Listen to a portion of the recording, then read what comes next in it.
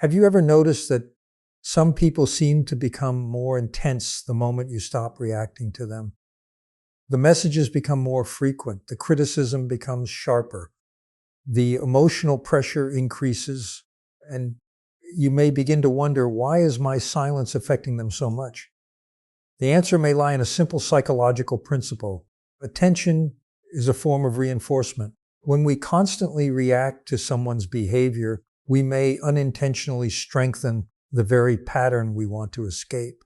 But when we learn to regulate our emotions, establish clear boundaries, and stop feeding unhealthy dynamics with our attention, the relationship can begin to change. And sometimes so can we.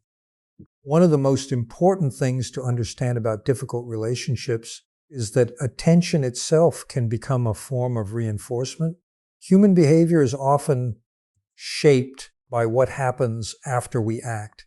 If someone behaves in a provocative way and receives an immediate emotional reaction, that reaction can unintentionally encourage the behavior to continue.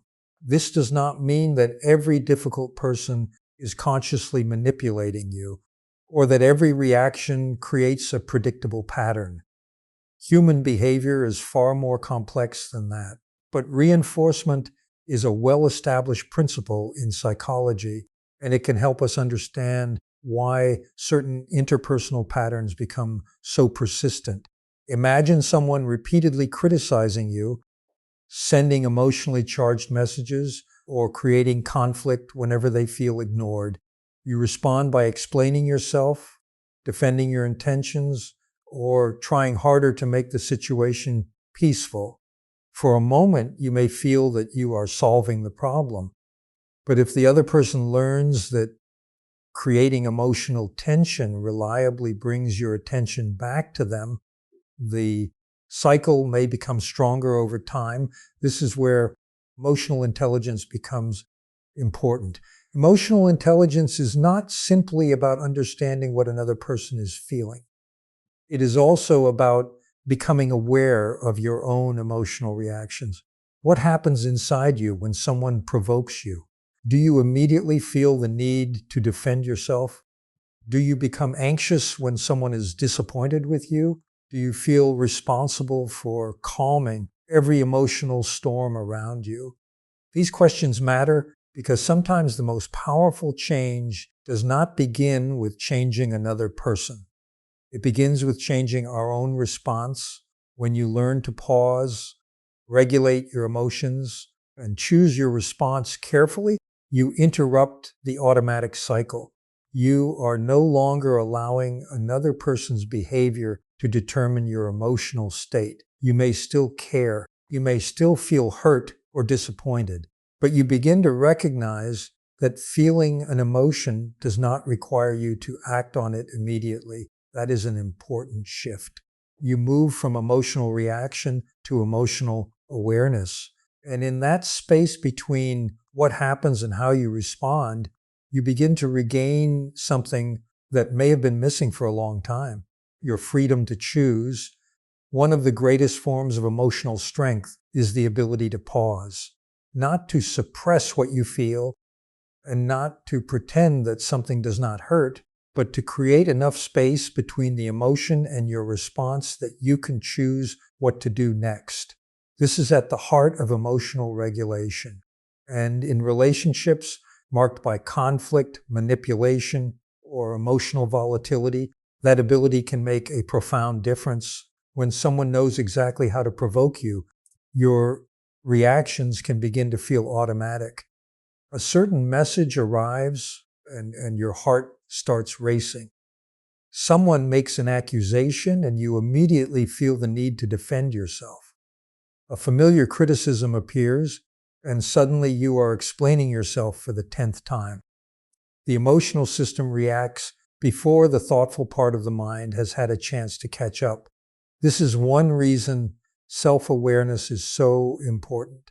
Before we can regulate an emotion, we have to recognize it. We need to notice, I am becoming angry, I feel threatened, I am afraid of being misunderstood. That simple act of identifying an emotion can create psychological distance from it. You are no longer completely inside the feeling. You are observing it, and that observation gives you a choice.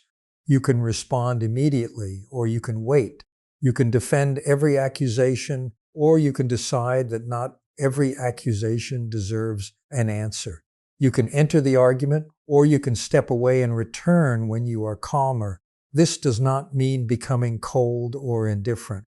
In fact, emotional regulation often allows us to remain more compassionate because we are no longer overwhelmed by our own emotional reactions.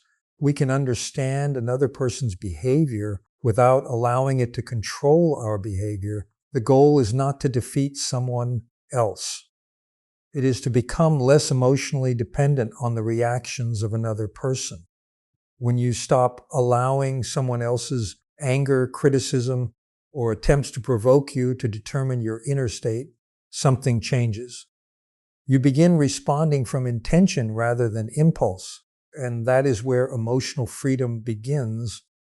Not when you stop feeling, but when you become capable of feeling deeply without surrendering control of your response. When you begin to withdraw your attention from an unhealthy relationship, the change is often felt long before it is understood. What once seemed like a predictable pattern suddenly becomes uncertain. Conversations become shorter. Emotional reactions become less frequent. The familiar cycle of conflict and reassurance no longer unfolds in the same way. For someone who has come to expect consistent emotional engagement, this shift can be unsettling. It is important to approach this carefully. Not every person who reacts strongly to distance has a narcissistic personality, and not every difficult relationship follows the same pattern. Human behavior exists on a spectrum shaped by personality, past experiences, emotional needs, and the context of the relationship. Still, when someone relies heavily on attention, admiration, or emotional responses to maintain their sense of importance, a noticeable reduction in that attention may create discomfort. From a psychological perspective, people naturally seek feedback from those around them. We all want to feel seen, valued, and understood. The difference lies in how we respond when that validation is no longer available. Emotionally healthy individuals may feel disappointed, but they are generally able to reflect, adapt, and respect another person's boundaries. Someone with stronger narcissistic traits, however, may experience the loss of attention as a challenge to their self-image rather than simply a change in the relationship. This can lead to behaviors that seem confusing at first. They may suddenly become unusually charming, offering kindness or affection that was previously missing. At other times, they may become more critical, more demanding, or more determined to draw you back into familiar emotional exchanges. These different behaviors can serve the same purpose, restoring a dynamic that once felt predictable and emotionally rewarding. Understanding this pattern is not about judging or labeling another person. It is about recognizing that you are not responsible for managing someone else's emotional reactions at the expense of your own well-being. When your attention is no longer driven by guilt, fear, or the need to keep the peace, you begin to relate from a place of greater self-awareness. And in that quiet shift, the balance of the relationship often changes, not because you have gained control over the other person, but because you have regained control over yourself. There is an important difference between setting a boundary and trying to punish someone with silence. From the outside, the two behaviors can sometimes look similar. In both cases, you may stop responding, reduce contact, or choose not to engage in an argument. But psychologically, the intention behind the behavior is very different. Punishment is usually focused on controlling another person's emotional experience. The underlying message is often, I want you to suffer because you hurt me. A boundary, on the other hand, is focused on managing your own behavior. It says, I recognize what is happening, and I am choosing what I will and will not participate in. This distinction matters because emotional intelligence requires us to become aware not only of what we do, but also why we do it. Imagine someone repeatedly speaks to you disrespectfully. You respond by giving them the silent treatment, hoping they will become anxious and come back to apologize. Your attention has changed, but your emotional dependence on their reaction has not. You are still focused on what they do next. Now imagine a different response. You calmly communicate that you will not continue a conversation when you are being insulted. If the behavior continues, you step away. You do not do this to create fear or gain power. You do it because you understand your own limits. That is a boundary. Healthy boundaries are not walls designed to isolate us from others. They are psychological lines that help us remain connected without losing ourselves. They allow us to care about another person while still recognizing that their emotions are not ours to manage. This is particularly important in emotionally intense relationships. When we become accustomed to explaining ourselves, defending every decision, or constantly trying to restore peace, we may gradually lose touch with our own needs. We begin to believe that keeping another person calm is our responsibility. But emotional maturity asks a different question. What is my responsibility here? You are responsible for your words, your choices, and your responses. You can communicate clearly, you can listen, you can show compassion, but you cannot control how another person reacts to your boundaries. And sometimes the healthiest response is not to win the argument or prove your point. It is simply to recognize that you no longer need to participate in the pattern. One of the most surprising things that happens when you stop reacting to emotional chaos is that you begin to see more clearly. When we are constantly caught in conflict, our attention becomes focused on the immediate problem. We think about what was said, what we should have said, and how we can prevent the next argument. The mind becomes occupied with managing the moment, leaving very little space to understand the larger pattern. But when you step back, something changes. You begin to notice what you could not see while you were emotionally involved. You may start asking different questions. Is this relationship built on mutual respect? Do I feel safe expressing my thoughts? Am I constantly explaining myself to someone who has already decided not to understand me? Do I feel valued only when I agree, comply, or provide the attention someone wants? These questions are not about blaming another person. They are about developing self-awareness. Emotional intelligence allows us to observe our experiences without immediately becoming consumed by them. Instead of asking only, how do I make this person happy? We begin asking, what is this relationship doing to my emotional well-being? That shift can be uncomfortable because clarity often brings responsibility. Once you recognize a pattern, it becomes harder to pretend that you do not see it. You may realize that you have been participating in a cycle of conflict, apology, hope, and disappointment for much longer than you understood. This does not mean that every relationship must end. Sometimes greater awareness allows two people to communicate more honestly and establish healthier patterns. But sometimes clarity leads us to recognize that a relationship cannot become healthy simply because we keep trying harder. The important thing is that your decisions begin to come from a more grounded place. You are no longer responding simply because someone is angry. You are not apologizing only because someone is disappointed.